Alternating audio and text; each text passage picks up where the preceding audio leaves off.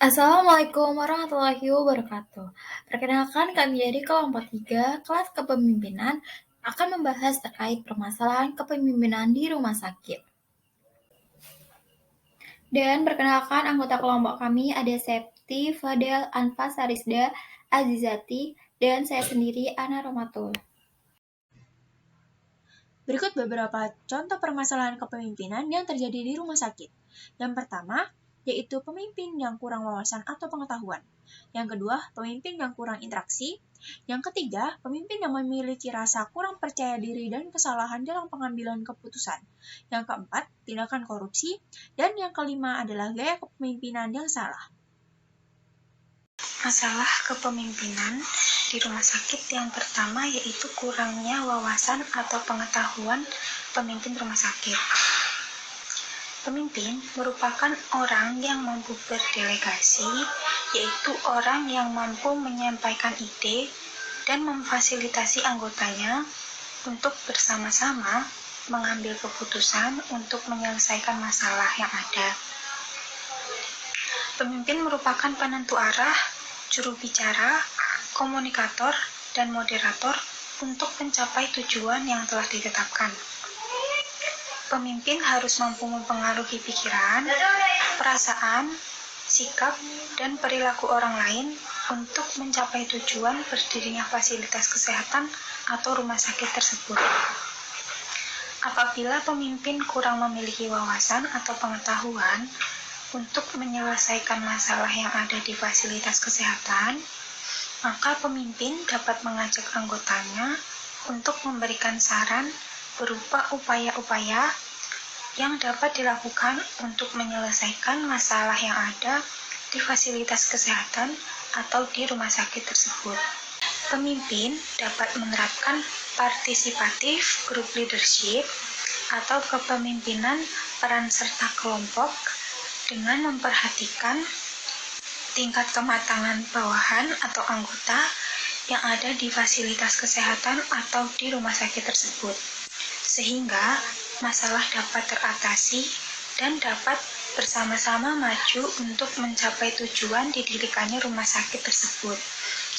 Sebagai contoh, adanya pandemi COVID-19 dapat menyebabkan masalah ketenagakerjaan di rumah sakit atau fasilitas kesehatan terkait beban kerja dan kerentanan terhadap paparan COVID-19 pada tenaga kesehatan di fasilitas kesehatan atau di rumah sakit.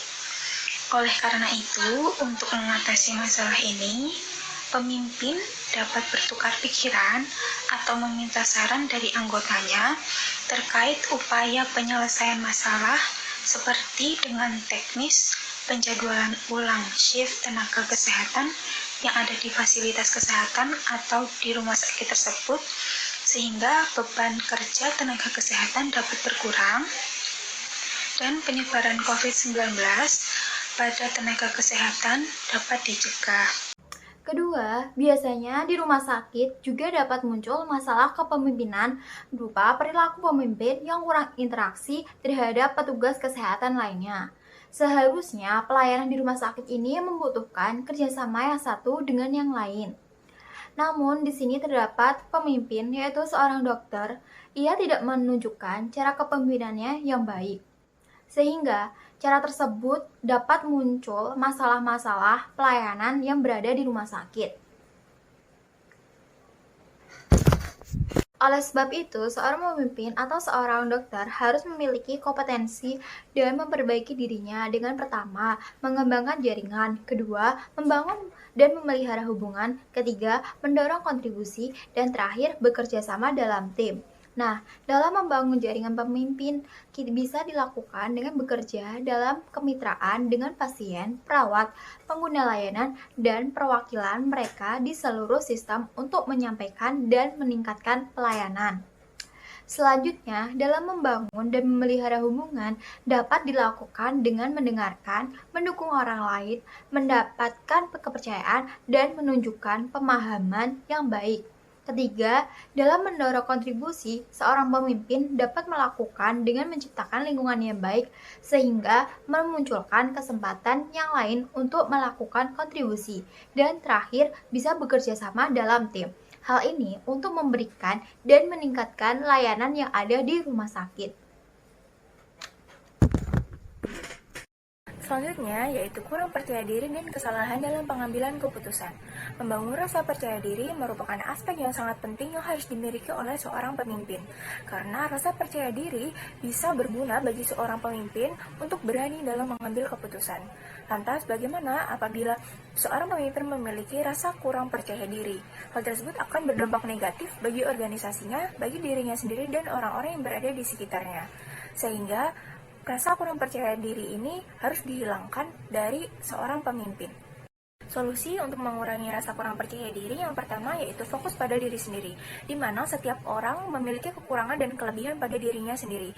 Jadi seorang pemimpin diperlukan dia untuk memaksimalkan kelebihan dan potensi yang ada di dalam dirinya sehingga dia akan merasa lebih percaya diri dalam memimpin suatu organisasi. Selanjutnya, solusi yang kedua yaitu hilangkan pemicu-pemicu pemikiran negatif, di mana apabila seorang pemimpin memiliki pemikiran-pemikiran yang negatif, maka pemimpin tersebut akan cenderung untuk tidak percaya diri dan akan melakukan sebuah kesalahan dalam pengambilan keputusan. Untuk solusi yang ketiga yaitu memaafkan kesalahan di masa lalu, yaitu seorang pemimpin perlu untuk memaafkan kesalahan yang terjadi di masa lalunya dan akan bertekad untuk tidak mengulangi kesalahan tersebut. Dengan menggunakan kesalahan-kesalahan tersebut, seorang pemimpin akan belajar bagaimana agar kesalahan tersebut tidak terulang kembali di organisasi yang dijalaninya sekarang dan akan menemukan bagaimana problem solving yang tepat sesuai dengan permasalahan-permasalahan dan kesalahan yang telah dilaluinya di masa lalu sehingga perlu untuk memaafkan diri sendiri untuk lebih percaya diri dalam melangkah ke depannya. Selanjutnya yaitu kesalahan dalam pengambilan keputusan. Pengambilan keputusan merupakan memilih alternatif-alternatif yang digunakan untuk memecahkan suatu permasalahan. Dalam pengambilan keputusan ini dipengaruhi oleh beberapa aspek yaitu proses dan bagaimana gaya pengambilan keputusan. Kesalahan dalam pengambilan keputusan yaitu biasanya keputusan yang kurang terdefinisi. Keputusan yang baik adalah keputusan yang terdefinisi dengan jelas, di mana seringkali mengambil suatu keputusan itu dengan terburu-buru karena dikejar oleh waktu. Kesalahan yang kedua yaitu memutuskan sendiri. Biasanya pemimpin akan langsung memutuskan hal-hal atau alternatif-alternatif apa saja yang akan digunakan dalam pemecahan masalah. Padahal menurut penelitian dengan berdiskusi atau meminta pendapat dari orang lain, hal tersebut akan memiliki akurasi dan kualitas dari keputusan tersebut lebih tepat sasaran dalam memecahkan suatu permasalahan. Kesalahan selanjutnya yaitu mengabaikan fakta, di mana fakta merupakan alat terkuat bagi seseorang untuk menentukan sebuah keputusan yang tepat.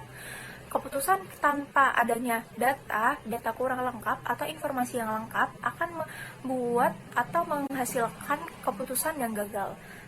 Keputusan yang baik merupakan keputusan yang berdasarkan dengan informasi, berdasarkan dengan data yang tepat dan akurat, sehingga dalam pembuatan pengambilan keputusan sesuai dengan permasalahan yang ada. Kesalahan selanjutnya yaitu mengabaikan intuisi, di mana rasa percaya diri yang tinggi dan intuisi yang kuat akan memberikan jembatan bagi respon dan naluri, sehingga keputusan yang akan dihasilkan merupakan sebuah keputusan yang baik sesuai dengan naluri dan intuisi dari seorang pemimpin yang kuat. Solusi untuk mengatasi kesalahan dalam pengambilan keputusan yang pertama yaitu seorang pemimpin harus memiliki inisiatif yang tinggi dalam pengambilan keputusan dan mengidentifikasi bagaimana masalah-masalah yang terjadi di dalam organisasinya dan apa saja yang harus diselesaikan sesuai dengan tujuan dan metode yang digunakan seorang pemimpin dan gaya pemimpin dalam organisasi tersebut.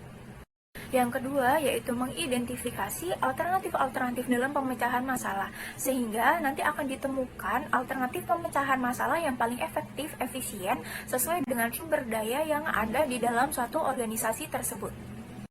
Solusi yang terakhir yaitu mengambil langkah untuk melaksanakan implementasi dari keputusan yang sudah dibuat. Apakah implementasi tersebut memberikan manfaat dan sesuai dengan tujuan organisasi. Pencegahan korupsi di sektor kesehatan amat penting dan mendesak, karena dampak yang ditimbulkan oleh tindakan korupsi jauh lebih luas dibandingkan bidang lainnya.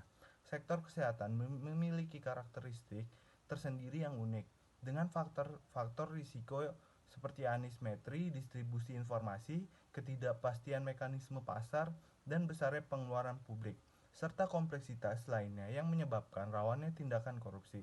Terlebih lagi, sektor kesehatan berkaitan dengan aspek vital kehidupan masyarakat, keadilan, dan pemertaan, tanpa mempertimbangkan kondisi dan status finansial individu. Karakter lainnya adalah sifat ketidakpastian dalam pelayanan kesehatan, karena tidak seorang pun tahu akan kapan dia membutuhkan pelayanan rumah sakit dan berapa biaya yang ia akan keluarkan. Integritas adalah suatu bentuk kualitas yang meliputi kejujuran, kredibilitas, dan ketulusan. Dalam konteks kepemimpinan, integritas terwujud dalam cara orang pemimpin berbicara, mengarahkan, dan bereaksi terhadap pengikutnya dan lingkungannya. Karakter integritas kepemimpinan anti korupsi. A. Rem farming, perubahan pola pikir, mental model, bahkan dapat pula nilai-nilai dan norma untuk mewujudkan visi bersama. B. Restructuring, melatih dan menggerakkan seluruh komponen organisasi agar bergerak ke arah yang diinginkan. C. Revitalisasi, membawa kehidupan baru ke dalam organisasi, mengembangkan hal-hal baru untuk menjawab tuntutan stakeholders. D. Renewal, membekali diri dengan keterampilan, skills, dan semangat spirit baru untuk regenerasi sesuai dengan perkembangan di lingkungan strategisnya. Kepemimpinan sangat penting di dalam sebuah organisasi, khususnya di rumah sakit. Peran pemimpin sangat menentukan organisasi rumah sakit untuk mencapai tujuan pembangunan kesehatan. Diharapkan kepemimpinan mampu menggerakkan semua unit atau bidang kerja dengan melibatkan kerjasama antara satu bidang dengan bidang lain di luar instansi, maupun menjadi pelopor pembinaan dan teladan bagi semua orang, serta menciptakan sistem kerjasama yang efektif dan efisien. Namun, masih banyak ditemui gaya kepemimpinan yang kurang sesuai sehingga menghambat kemajuan sebuah organisasi. Adapun permasalahan terkait gaya kepemimpinan yang sering ditemui, yaitu gaya kepemimpinan otoriter.